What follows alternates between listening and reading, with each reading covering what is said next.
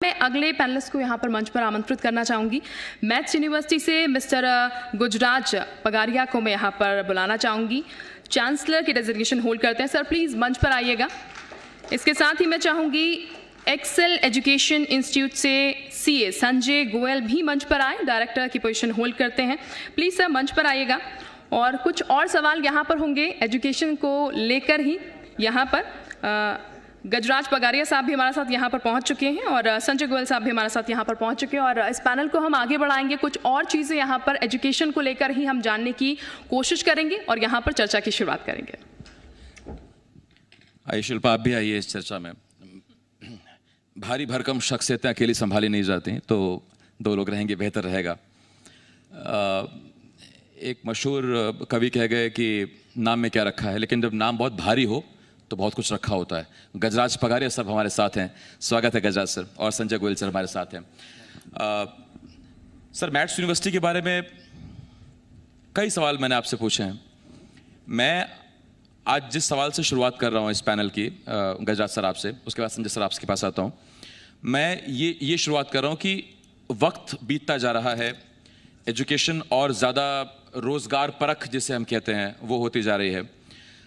ये रोज़गार परख का असली क्या मापदंड है या क्या उसकी डिग्री है कि जितनी ज़्यादा प्लेसमेंट जो दे रहा है वो रोज़गार परख शिक्षा है, या व्यक्ति इस काबिल हो जा रहा है कि वो नौकरी करे या अपना कुछ शुरू करे, वो झंडे गाड़ देगा, वो रोज़गार परख शिक्षा है? देखिए, बहुत से क्षेत्रों में पिछले कुछ समय से बहुत तेज़ी से परिवर्तन हो रहा है। जैसे आप देखिए, पहले ऑटो रिक्शा चलते थे, अब उसकी जगह बहुत तेज़ी से परिवर्तन होकर ई रिक्शा आ गए हैं। वैसे एजुकेशन में भी बहुत तेज़ी से परिवर्तन हो रहे हैं। अब जो ट्रेडिशनल सब्जेक्ट हैं, बीबीए, बीकॉम, ये बहुत ज़्यादा लंबे समय तक अब चलने वाले नहीं हैं। अब एजुकेशन को जब तक स्किलिंग से नहीं जोड़ा जाएगा और उसमें व्यक्ति जो पढ़े उसको तुरंत या तो रोज़गार मिले या वो अपने हुनर से कोई अपना व्यवसाय चालू कर सके, ऐसा एजुकेशन होगा, वही एजुकेशन सिस्टम अब चलेगा। और उसी सिस्टम की ओर एजुकेशन इंस्टीट्यूशन भी और गवर्नमेंट भी बहुत तेज़ी से काम कर रहे हैं और बहुत तेज़ी से उसमें आगे बढ़ रहे हैं। तो स्किल डेवलपमेंट का प्रयोग हर सब्जेक्ट के साथ जोड़ के जो नई शिक्षा नीति आई है, अभी नई शिक्षा नीति में भी इसको प्राथमिकता दी गई है कि हर सब्जेक्ट के साथ एक कोई ना कोई ऐसा स्किलिंग का सब्जेक्ट जोड़ा जाए जो उसको आगे चल के कहीं ना कहीं बच्चे को रोज़गार दिलाए या वो अपने हुनर से अपना व्यवसाय प्रारंभ कर सके। ठीक, मैं और एक ख़ास बात बता दूं मैं आपको। गजराज सर को तो आपने कई बार देखा है, लेकिन आज संजय जी बड़े काम के आदमी हैं। संजय जी आज आपको CS, CA के बारे में वो जानकारी देंगे जो मेरे जैसा आदमी जो उस कॉमर्स फील्ड से या इकोनॉमिक फील्ड से नहीं है, आज आपको बहुत सारी जानकारी मिलने वाली है। संजय सर, एक बार फिर स्वागत है आपका। बहुत बहुत धन्यवाद। पहले तो ये कि CA और CS, chartered accountant, company secretary, my right sir? ठीक, ये भी जानकारी कई लोगों को नहीं होती है। खैर, जब मैं पढ़ रहा था सर तो पता लगा कि CA CS के अलावा भी ऐसी और चीज़ें हैं जिनमें आप बच्चों को ट्रेन कर रहे हैं और वो जाकर उसमें अपने लिए जॉब की अपॉर्चुनिटी बना रहे हैं। तो वो बच्चा जो इस वक्त 9th स्टैंडर्ड में है या 10th स्टैंडर्ड में और 11th में जाकर वो सब्जेक्ट ऑप्ट करेगा, वो हो सकता है कि CA जानता हो, CS जानता हो, लेकिन उसके अलावा और क्या चीज़ें हैं जिसमें आप इस वक्त बच्चों को ट्रेन कर रहे हैं और जिसमें आप यहाँ से आज देखते हैं कि जॉब आगे अपॉर्चुनिटीज़ बहुत ज़्यादा हैं और वहाँ भविष्य सुनहरा है? देखिए, सबसे पहले मैं आपको बताऊं कि कॉमर्स फील्ड में जो सबसे जाना माना एक डिग्री है जो हम बोलते हैं, वो चार्टर्ड अकाउंटेंसी की डिग्री हम सब सुनते हैं। और एक ज़रूर इसके बारे में आप सुने होंगे कि CA का कोर्स बड़ा टफ है। ऐसा सोसाइटी में है, हम लोग नहीं मानते इसको। तो हम लोग बेसिकली क्या करते हैं कि जो नई शिक्षा नीति है उसमें आपको पता होगा कि जैसे आज सब्जेक्ट सेलेक्ट करता है जो बच्चा, वो 11 से सेलेक्ट करता है और नई शिक्षा नीति में उसका फोकस 9 से हो जाएगा। तो ये जैसे पगारिया सर ने भी बताया कि अब जो है केवल थ्योरेटिकल एजुकेशन नहीं बल्कि वोकेशनल पे भी और उस पर एग्जीक्यूशन लेवल पे भी काम होगा। आप अगर ध्यान देंगे ना तो चार्टर्ड अकाउंटेंसी का जो कोर्स है, CA का कोर्स है, शुरू से इस पे काम कर रहा है। आपको ज़्यादातर लोग को ये आइडिया होगा कि जब बच्चा CA का कोर्स ज्वाइन करता है तो सीए के कोर्स के साथ साथ उसको प्रैक्टिकल ट्रेनिंग के लिए एक दूसरे चार्टर्ड अकाउंटेंट, मतलब एक सीनियर चार्टर्ड अकाउंटेंट के पास प्रैक्टिकल ट्रेनिंग लेनी पड़ती है। तो अब क्या होता है कि जब प्रैक्टिकल ट्रेनिंग लेता है तो उसका जो थ्योरेटिकल नॉलेज है वो एग्जीक्यूशन में अपने आप बदल जाता है। तो जो नई शिक्षा नीति है ये अभी जो हमारे इंडिया में आ रही है, ये सीए के कोर्स के लिए शुरू से ही एप्लीकेबल है, केवल उनको थ्योरेटिकल पढ़ाकर ख़त्म कर देते हैं ऐसा नहीं है। तो आप देखिए जो प्रोफेशनल कोर्स है सीए से, ये अब तो फोकस 9 से हो जाएगा, वो बहुत अच्छी बात है ये। मतलब जो बच्चे शुरुआत से इसमें तैयारी में लग जाएंगे तो उसके लिए बहुत अच्छा है।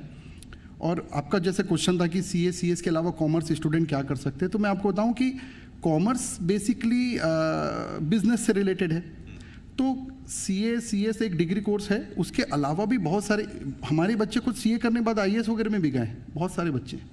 तो आप किसी भी फील्ड में हिसाब किताब लगा लिया कि आईएएस बनने में फायदा है?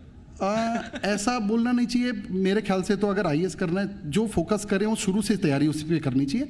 ये बहुत अच्छी चीज़ नहीं है कि मैं पहले ये डिग्री कर लेता हूँ। डिग्री हासिल करना या डिग्री इकट्ठा करना हम लोग विज़न, ये सही नहीं है, लेकिन कई लोगों को बाद में ऐसा आता है।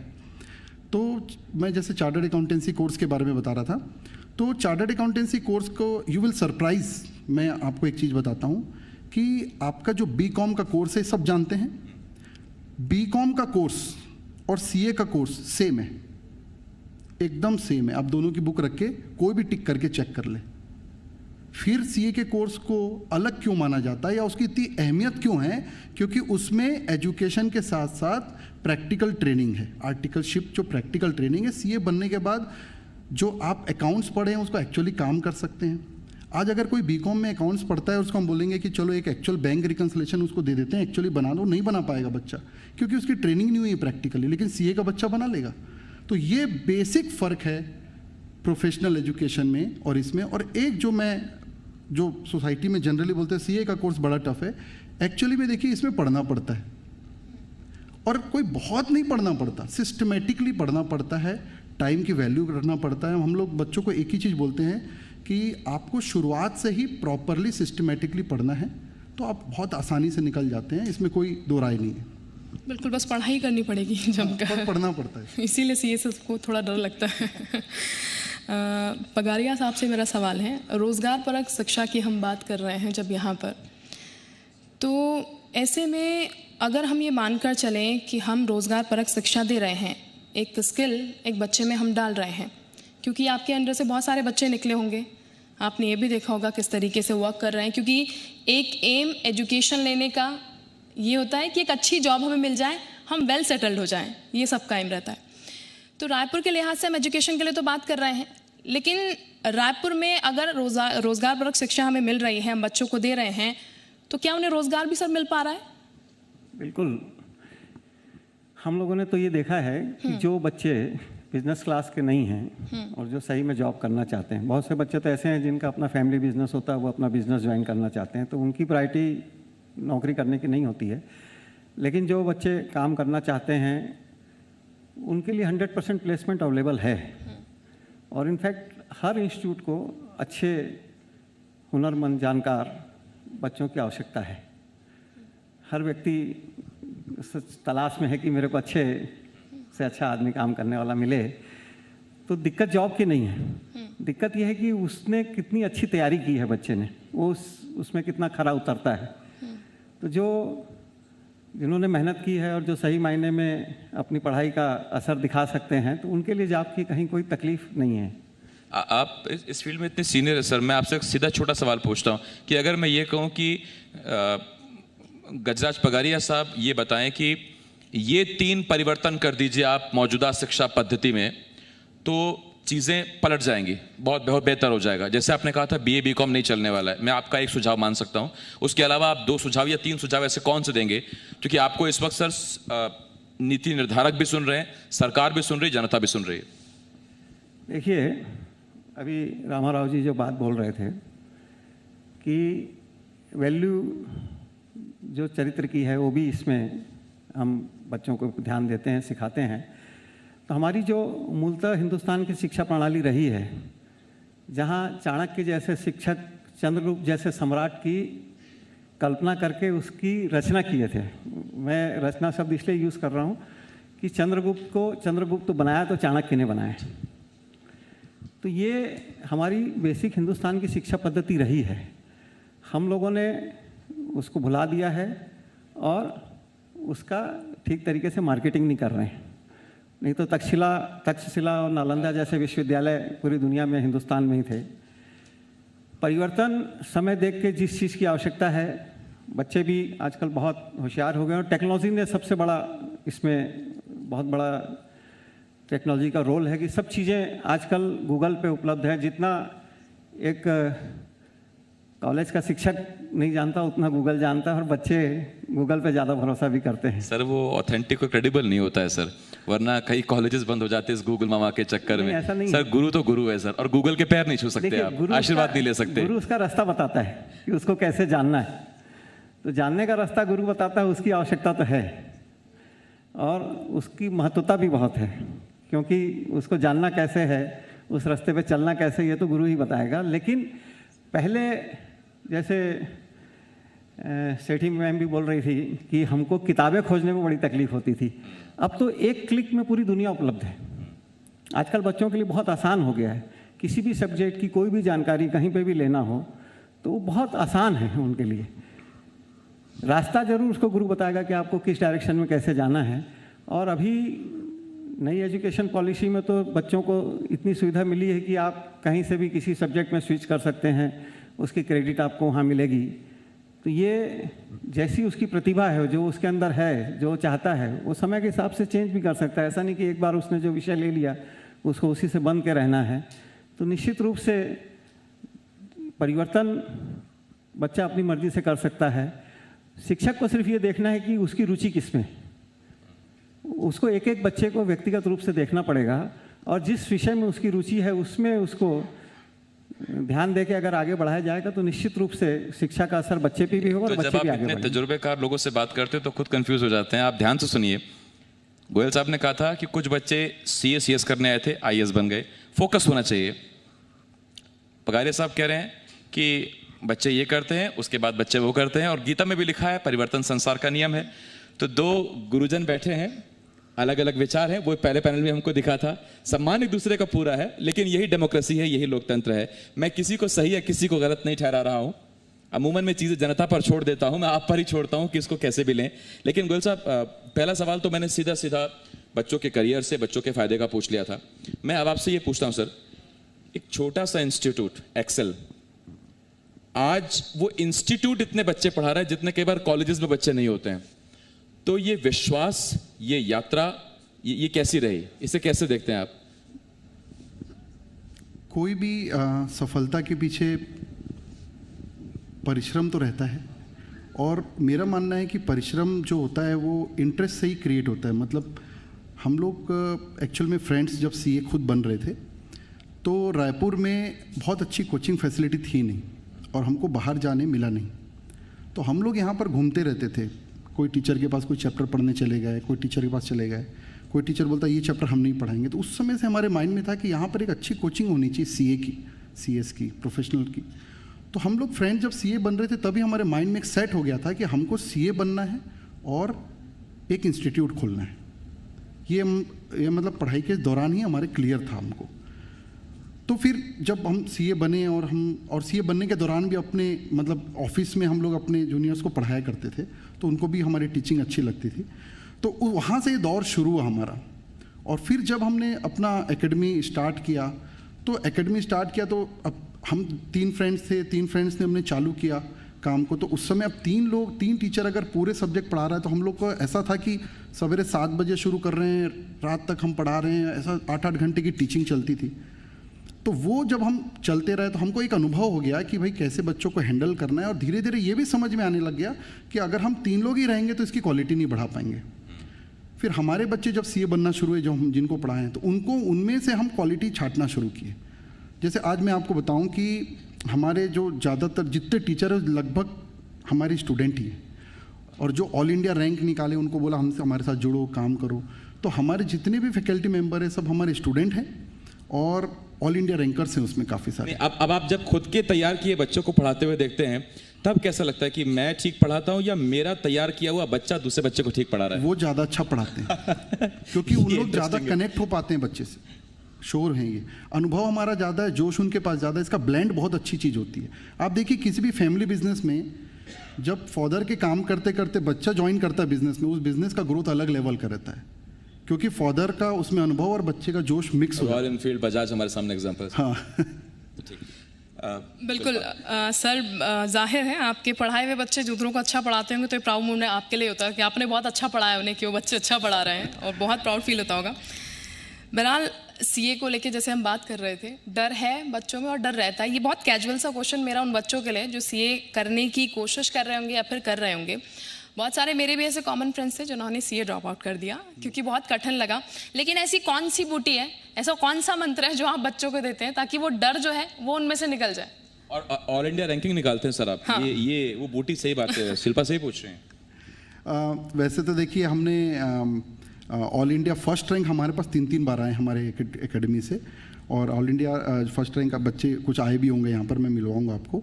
और 150 से ज़्यादा ऑल इंडिया रैंकर्स यहाँ से जब हमारे एकेडमी से रैंकर्स निकलना, आप बिलीव करिए शुरू में जब हम पढ़ाना शुरू किए तब नहीं आते थे रैंकर्स। तो धीरे धीरे जब हमने ये बात समझी कि मैं पूरे इंडिया घुमा इसके लिए, कौन सी एकेडमी, मैं कोटा भी गया कि वहाँ क्या अच्छा कर रहे हैं लोग, सब जगह से कुछ ना कुछ सीख के आया। तब मेरे को एक बात तो समझ में आ गई, स्पेशलाइजेशन का ज़माना है।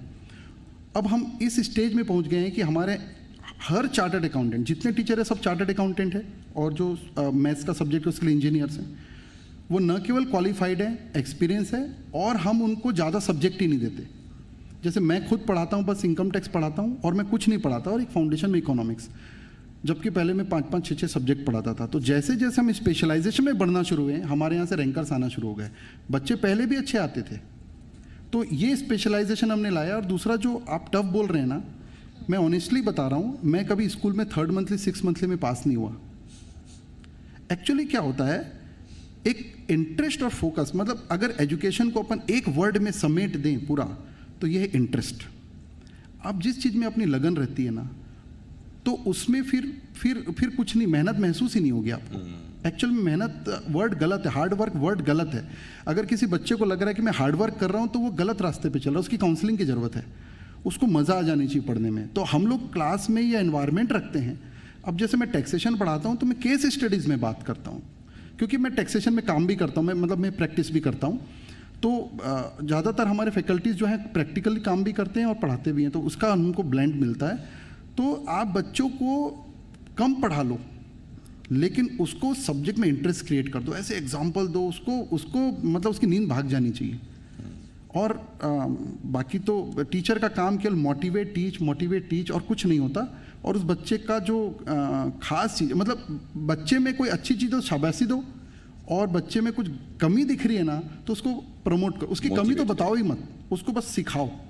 तो ये फॉर्मूला जो है ना बहुत काम करता है, ये हमने इतने साल में।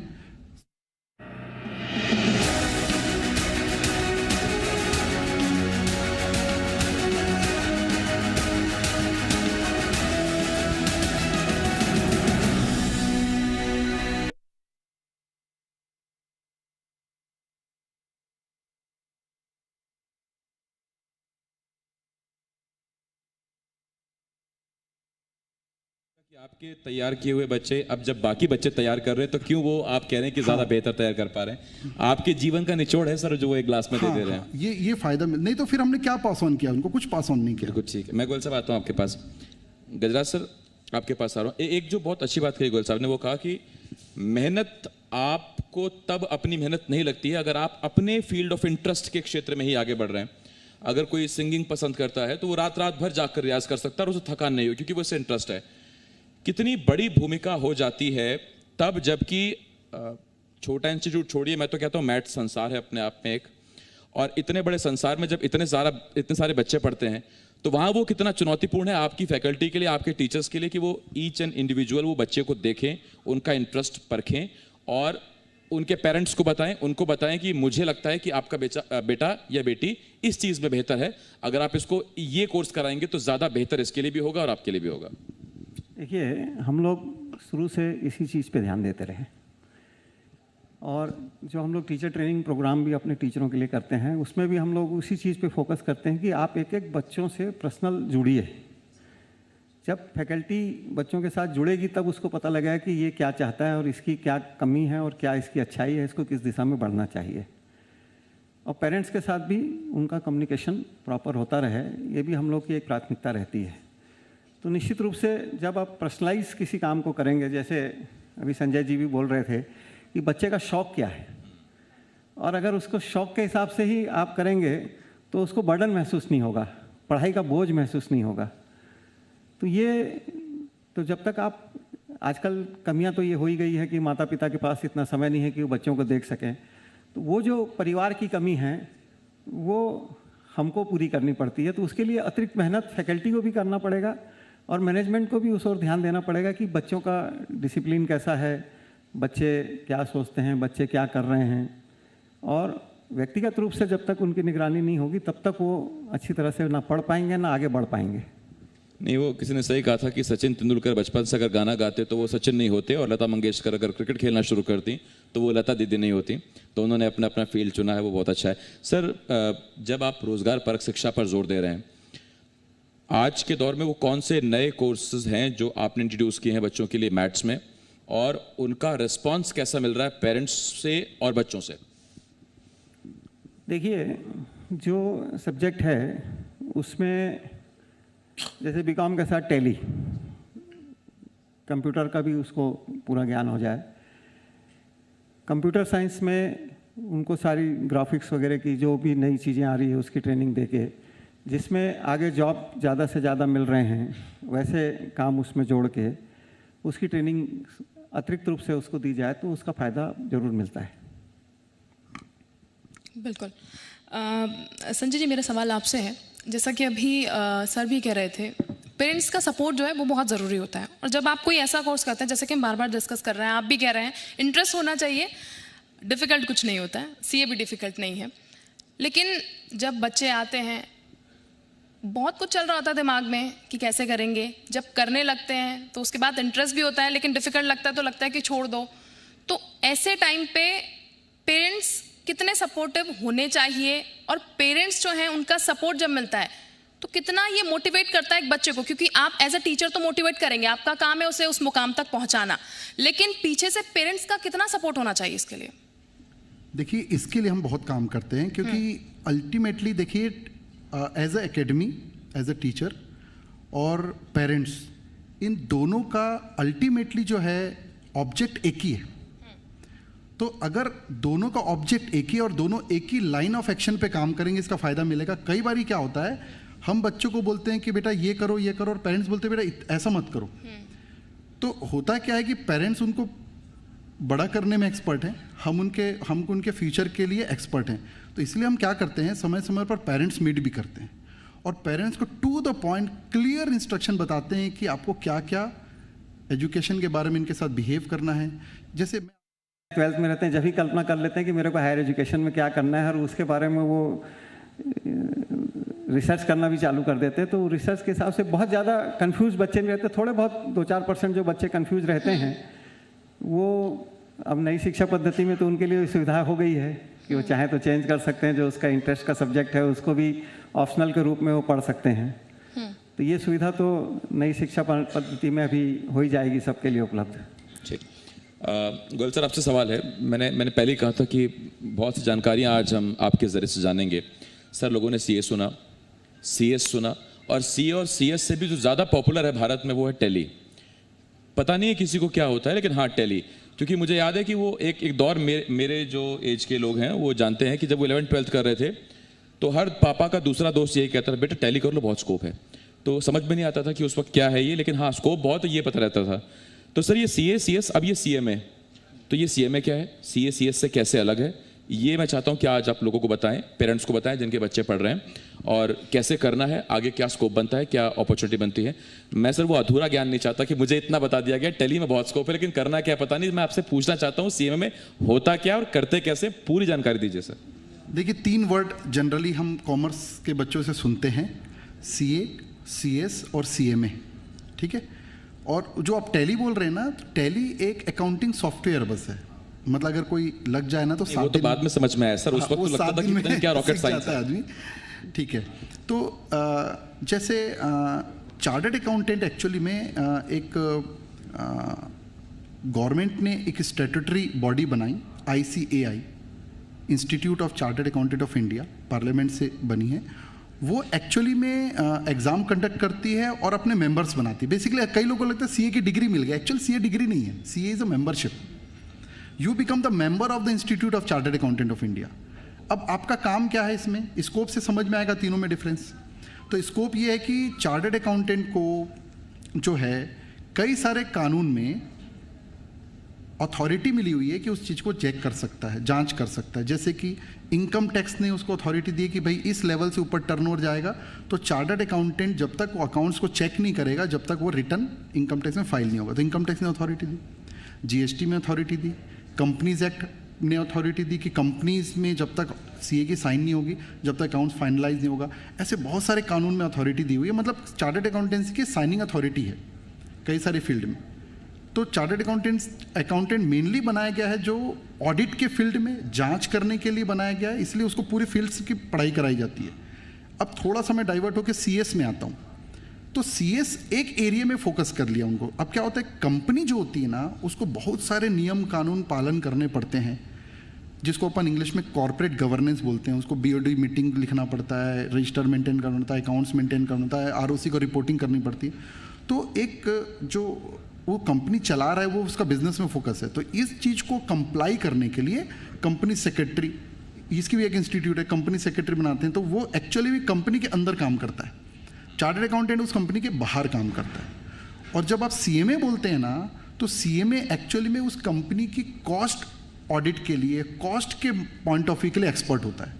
तो वो कॉस्ट वाला मैटर देखता है कि कॉस्ट ऑडिट कैसे करनी है, कॉस्ट कम कैसे करनी है, कॉस्ट कैसे निकल रही है। क्योंकि अल्टीमेटली किसी भी बिजनेस का जो फोकस है वो तो कॉस्ट पे रहेगा। असली कंपटीशन तो कॉस्ट से शुरू होता है। तो वो ये तीनों का बेसिक डिफरेंस है ये। और चार्टर्ड अकाउंटेंसी और ये तीनों का कोर्स अगर मैं बात करूँ तो लगभग एक जैसा, मतलब अगर बहुत ही नटशेल में मैं बताऊँ तो 12th के बाद सभी कोर्स शुरू हो जाते हैं। और सभी कोर्स में 3 स्टेजेस होते हैं और तीनों स्टेजेस कंप्लीट करने में अप्रॉक्सीमेटली आप मान के चल सकते हैं, तीनों में कॉमनली 5 साल का समय लगता है। मतलब जितने समय में आप पोस्ट ग्रेजुएट हो जाएं, मतलब अगर कोई BCom में जा रहा है तो BCom करने के बाद MCom कर ले, उतने समय में वो ये सब कोर्स में कोई भी एक कोर्स कर सकता है। बल्कि अभी तो ट्रेंड ऐसा है कि तीनों भी कर लेते हैं बच्चे। क्योंकि क्या होता है, लगभग कई चीज़ों में कुछ फ़र्क देख के पढ़ाई लगभग कॉमर्स की है। तो ऐसा भी देखा गया है कि काफ़ी सारे हमारे यहाँ कई बच्चे CA CS दोनों कर लेते हैं, CMA भी कर लेते हैं उसी टाइम फ्रेम पे।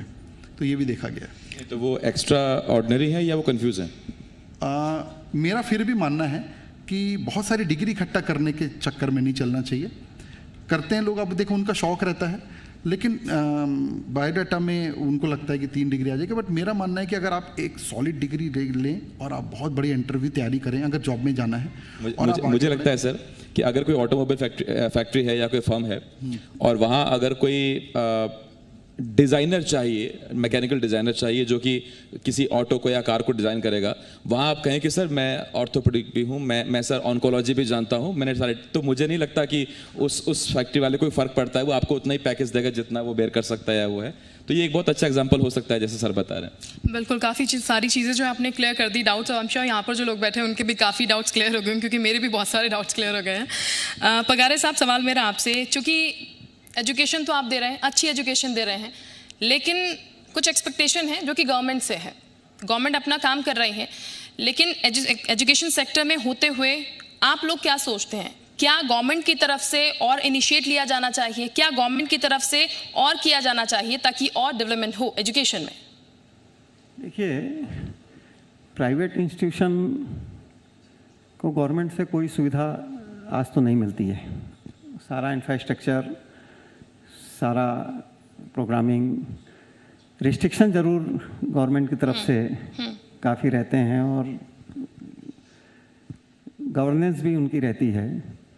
लेकिन मेरा ये मानना है कि बहुत सी चीज़ें जो यूनिवर्सिटीज़ करना चाहती है, हम नया सब्जेक्ट चलाना चाहते हैं, तो उसके जो ऑर्डिनेंस वगैरह हैं वो कभी कभी गवर्नमेंट की तरफ से अप्रूव करने के लिए 2-2 साल 3-3 साल के समय लग जाता है। और सरकारी यूनिवर्सिटीज़ को जो सुविधाएं दी गई है वो प्राइवेट यूनिवर्सिटीज़ को एक तरीके से साधारण शब्दों में बोलूँगा तो सौतेला बच्चा मान के उसके साथ उस तरीके का बिहेव किया जा रहा है, जबकि रिजल्ट प्राइवेट यूनिवर्सिटी ज़्यादा अच्छा दे रही हैं, काम वो ज़्यादा अच्छा कर रही है, क्योंकि उनके सामने चैलेंज ये रहता है कि जब तक वो अपने आप को प्रूव नहीं करेंगे तब तक उनकी विश्वसनीयता नहीं बनेगी और उनके ऊपर बच्चे विश्वास करके वहाँ पे एडमिशन नहीं लेंगे। तो उनको अपने आप को प्रूफ करने के लिए काफ़ी मेहनत करनी पड़ती है। सरकारी यूनिवर्सिटीज़ में बच्चों को फीस नॉमिनल होती है, बहुत कम पैसा देना पड़ता है, उनका इंफ्रास्ट्रक्चर बहुत बड़े इन्वेस्टमेंट के साथ सरकार ने बनाया है, वहाँ की फैकल्टीज़ को भी बहुत ज़्यादा सुविधाएं मिलती है जो प्राइवेट यूनिवर्सिटी के लोग नहीं दे पाते हैं। तो मेरा ये मानना है कि सरकार को अपना बोझ कम करने के लिए, क्योंकि हम उनका बोझ कम कर रहे हैं, जो काम सरकार का था वो काम प्राइवेट इंस्टीट्यूशन प्राइवेट यूनिवर्सिटीज़ कर रही है, तो उनको काम करने के लिए प्रोत्साहित भी करें और जो रुकावटें डालने के प्रयास होते हैं वो कम से कम हो तो निश्चित तौर पे उसके अच्छे ज़्यादा परिणाम आएंगे। ये किस तरह की रुकावटें होती है सर? अब ये तो समय समय पे अलग अलग तरह की रुकावटें होती है, उसका वर्णन किस तरीके से किया जाए। ठीक, मैं आ रहा हूँ आपके पास सर। गोयल सर, एक सवाल मेरा आपसे और है। एक कॉमन सी धारणा है कि बच्चा अगर 10th में मोर देन 70% नहीं लाया तो साइंस नहीं मिलेगी, तो फिर वो सेकंड ऑप्शन होता है कॉमर्स।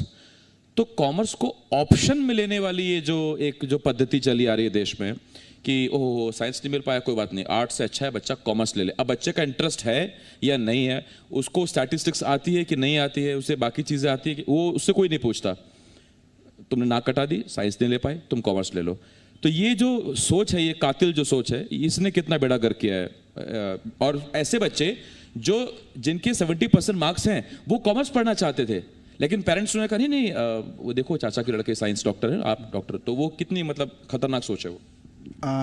आप जो बोल रहे हैं ना, ये सोच हमारे समय में तो बहुत ही प्रबल थी, मेरे वक्त पे भी थी हमारे। हाँ, मतलब अब लेकिन बाई चॉइस आते हैं सर, अब बाई चॉइस आते हैं, ये तो हम देख ही रहे हैं।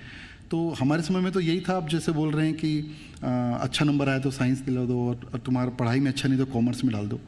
तो लेकिन अब ये धारणा टूट गई है और बाई चॉइस आते हैं बच्चे, और ये पेरेंट्स को तो बिल्कुल नहीं करना चाहिए। मतलब ओवरऑल पहले देखना चाहिए उसका परफॉर्मेंस किस साइड है। तो अब बाई चॉइस आते हैं, कोई दिक्कत नहीं है, कॉमर्स में लें। इवन मैं आपको बताऊं, साइंस हमारे यहाँ तो जो 11-12 PCM मतलब साइंस से बच्चे पढ़ रहे हैं, उन लोग भी CA करने आते हैं। 11-12 पेरेंट्स ने बोला बेटा साइंस पढ़ लो, तुम्हारा अच्छा है, फिजिक्स अच्छा है, 12 के बाद बाई चॉइस CA करने आते हैं हमारे यहाँ। मैं आपको यू विल सरप्राइज कि हमारे यहाँ जो पहली बार ऑल इंडिया फर्स्ट रैंक आया था, रोहित सोनी स्टूडेंट, वो साइंस बैकग्राउंड का था। उसको हमने जब हमारे पास आया, उसका अकाउंट्स का तो डेबिट क्रेडिट कुछ नहीं आता था, तो उसको डेबिट क्रेडिट से हमने इनिशियल स्टेज से सिखाया। बल्कि साइंस वाले बच्चे 11-12 पे ज़्यादा मतलब उनको ज़्यादा मेहनत करनी पड़ती। देखिए 11-12 जो कॉमर्स पढ़ा है, कंपेरिजन अगर आप करेंगे साइंस के बच्चों से ना, तो ज़्यादा अवर्स स्टडी में दिया है और उसको मेहनत करने की थोड़ा ज़्यादा आदत पड़ गई है। तो हमारे पास जब साइंस वाले बच्चे आते हैं ना, तो हम उनको एक ही चीज़ बोलते हैं, शुरू में 15 दिन अकाउंट से घबराना मत, क्योंकि इसमें डेबिट और क्रेडिट के अलावा और कोई रिसर्च हुई नहीं आज तक, और कुछ नहीं है। और मैथ्स तो उसका अच्छा वैसे भी है, उसकी पॉलिशिंग करेंगे तो 100 में 100 ले आएगा। तो साइंस वाले बच्चे बहुत जल्दी ग्रोथ कर जाते हैं हमारे यहाँ। मतलब ऑल इंडिया फर्स्ट रैंक, मतलब CA कोर्स कॉमर्स का कोर्स माना जाता है और कोई साइंस वाला ऑल इंडिया फर्स्ट रैंक निकाल दिया, तो ये तो बहुत बड़ी बात हो गई। तो ये धारणा टूट गई है सर, अब वो बिल्कुल नहीं है, बाई चॉइस आते हैं बच्चे। बिल्कुल बेहतर है, बाय चॉइस आ रहा है। और ये शायद पेरेंट्स जो हैं वो भी समझ रहे हैं इसीलिए, क्योंकि पहले पेरेंट्स नहीं समझते थे। वो सामाजिक जो एक बंधन था या फिर प्रेशर कह लीजिए कि हमारा बच्चा भी डॉक्टर ही बनना चाहिए, उस राह पे चलते थे। लेकिन चेंजेस आ रहे हैं, बेहतर है। पगारे साहब, जैसा कि हम डिस्कस कर ही रहे हैं, यहाँ पर चेंजेस आ रहे हैं लगातार। एजुकेशन की जब हम बात कर रहे हैं तो आज के बच्चे, क्योंकि पहले के बच्चों की अगर हम बात करें, पहले ज़माने की थोड़ा हम बात करते हैं, तो फिर पेरेंट्स का प्रेशर था। लेकिन आजकल की जनरेशन को जब आप देख रहे हैं, क्योंकि खुद सक्षम है चीज़ों को समझने के लिए, काफ़ी चीज़ें जो हैं डेवलप कर रहे हैं अपने आप से, कितने ज़्यादा बेहतर आप उन्हें पा रहे हैं सोच के मुताबिक? देखिए, आजकल के बच्चे बहुत टैलेंटेड भी हैं, बहुत ऑनेस्ट भी हैं, और वो अपने फ्यूचर के लिए बहुत फोकस भी हैं। उन लोगों का विज़न बिल्कुल क्लियर है कि उनको जीवन में क्या करना है, और उसके लिए वो मेहनत भी खूब करते हैं। हम लोग जब पढ़ते थे तो हम लोगों ने कभी इतना दूर का सोचा नहीं था कि हमको ये करना है, लेकिन आज अगर बच्चा एडमिशन कॉलेज में लेता है तो उसके पास आगे का 5 साल का विज़न रहता है कि मेरे को इन 5 साल में क्या करना है। और ये कुछ तो प्रचार प्रसार से, कुछ टेक्नोलॉजी के कारण और कुछ आपके जैसे कार्यक्रम चलते हैं एजुकेशन के कॉन्क्लेव के, उसके कारण भी लोग जागरूकता बढ़ी है। और ये जागरूकता सिर्फ शहरों में नहीं, ये ग्रामीण क्षेत्रों में भी जो गांव के अंदर बैठा हुआ बच्चा है या आदिवासी अंचल में बैठा हुआ बच्चा है, वो भी पूरी दुनिया से उतनी अच्छी तरीके से ही वाकिफ़ है जो एक बड़े महानगर का बच्चा वाकिफ़ है, क्योंकि टेक्नोलॉजी ने सब चीज़ों को सरल कर दिया। तो जिसका जो इंटरेस्ट है वो खोज लेता है सारी चीज़ों को, और उसके घर में वो चीज़ें अवेलेबल है, उसके लिए उसको कहीं दिल्ली बम्बई जाने की ज़रूरत नहीं है। बिल्कुल, यानी कि राह मिल ही जाती है उन्हें।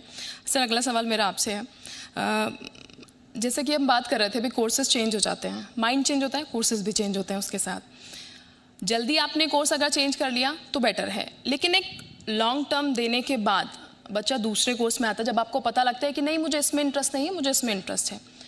वो सर वैसे तो कहते हैं जब जागो तभी सवेरा, लेकिन वो कितना नेगेटिव हो सकता है एक बच्चे के लिए? पॉजिटिव हो गया तो अच्छी चीज़ है क्योंकि आपके इंटरेस्ट की चीज़ है, लेकिन एक लॉन्ग टर्म में आप किसी कोर्स को टाइम दे रहे हैं, फिर सडन आपका मूड चेंज हो गया, स्विंग कर गया, तो आपने दूसरे कोर्स में जाकर एडमिशन ले लिया और उसका भी आपको नहीं पता कि क्या पता स्विंग कर जाए। तो ये चीज़ें जो सर वो कैसे टैकल करे बच्चे, क्योंकि आई एम श्योर बहुत सारे बच्चे जो हैं इसको डील नहीं कर पाते प्रॉपर तरीके से, और ये दुविधा जो है वो बहुत सारे पेरेंट्स के लिए भी बनी रहती है कि हमारा बच्चा इसमें इंटरेस्टेड था लेकिन अब नहीं है।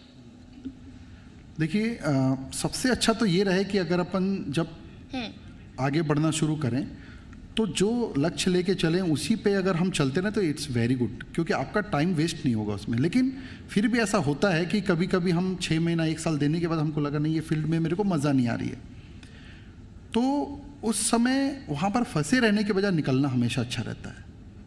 मतलब एक कदम पीछे आने से कोई फ़र्क नहीं पड़ता, क्योंकि फिर वो आपको परमानेंटली वो आपको तकलीफ देगा, तो वो उसमें कोई बुराई नहीं है। बट ये अच्छा है कि आप शुरू से अगर उसमें फोकस रहें। तो अब इसका तरीका क्या है, क्योंकि इनिशियली स्टेज में पेरेंट्स को भी और बच्चे को, आप बच्चे से भी पूछेंगे ना बेटा बड़ा होके क्या बनना चाहते हो, तो उनके पास कोई क्लियर आंसर नहीं रहता। तो इसका तरीका क्या, आजकल बहुत प्रोफेशनल काउंसलर भी रहते हैं, उनसे ज़रूर पेरेंट्स को, अगर बच्चा क्लियर कट है तब तो ठीक है, कोई नीड नहीं है, लेकिन अगर थोड़ा भी कन्फ्यूज़न है ना तो उनकी सर्विसेज लेना चाहिए, क्योंकि उनके पास काफ़ी तरीके रहते हैं उस बच्चे के अंदर को समझना, साइकोलॉजिकली समझना। कई टेस्ट लेते हैं उन लोग प्रोफेशनली, तो वो प्रोफेशनल की सर्विस लेना चाहिए, वो खर्च करना चाहिए और वो वर्थफुल है। बच्चा आगे जाके फिर वो अपना नुकसान कर ले, उससे बेहतर है कि कुछ वो जो प्रोफेशनल है उससे थोड़ा मोड़ा फीस देके, जो उसके हक की फीस है वो देकर एक काउंसलिंग ज़रूर होनी चाहिए। लेकिन सर मैं बहुत एक सवाल इंपॉर्टेंट है जो मैं प्यारे सर आपसे पूछना चाहता हूँ। सर, राजनीतिक दल में रहते हुए आपने एक अहम पोस्ट भी रखी है अपने पास, आप निभाई है जिम्मेदारी आपने वो। सियासत का ज़रा मैं शिक्षा से अब एक जुड़ा हुआ एक आखिरी सवाल मैं आपसे पूछना चाहता हूँ, और मेरा सवाल ये है सर, शिक्षा सियासत का मुद्दा 1945 में भी था, 1975 में भी है, 2021 में भी है, 45 में भी रहेगा, मुझे लगता है कि 65 में भी रहेगा।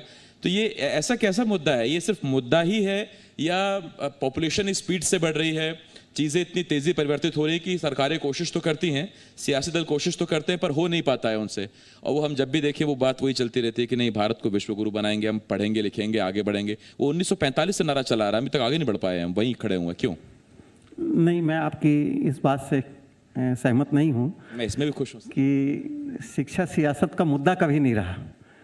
सियासत की सोच हमेशा ये रही कि शिक्षा को बेहतर से बेहतर कैसा बनाया जाए ताकि हमारे जो नागरिक हैं वो बेहतर से बेहतर शिक्षित कैसे हो सकें, और उसके लिए सारी सरकारों ने प्रयास किया। मैं इसको घुमा देता हूँ, क्या शिक्षा का स्तर इसलिए सुधरा क्योंकि प्राइवेटाइजेशन बढ़ गया तो इसलिए शिक्षा सुधर गई, या सरकारों के अकेले दम पे रहती तो आज हम वहीं खड़े होते? नहीं, दोनों बातें हैं। जो शुरुआती दौर था वो तो सरकारी संस्थाओं का ही था, लेकिन सरकारों ने इस क्षेत्र में बहुत काम किया, बहुत पैसा दिया और काफ़ी विश्व स्तरीय शिक्षण संस्थान यहाँ पे खड़े किए, IIM जैसे हुए या नेशनल लॉ यूनिवर्सिटीज़ हुई, IIIT है, बड़े अच्छे लेवल के इंस्टीट्यूट खड़े करने पे सरकार की रुचि रही और उसका परिणाम भी आया। आज देखिए कि हम भले ही अपनी शिक्षा को महत्व तो नहीं समझते हैं, लेकिन पूरी दुनिया में जो अच्छे साइंटिस्ट या अच्छे डॉक्टर हैं, चाहे वो US में हो चाहे UK में हो, उनका बेसिक एजुकेशन तो हिंदुस्तान में ही हुआ है। या दुनिया की बड़ी टेक्नोलॉजी कंपनी के जो CEOs आज हैं वो सारे के सारे इंडियन हैं, चाहे सुंदर पिचाई गूगल में हो चाहे इंदिरा नूई हो, और उनका सबका बेसिक एजुकेशन तो इस हिंदुस्तान में ही हुआ है।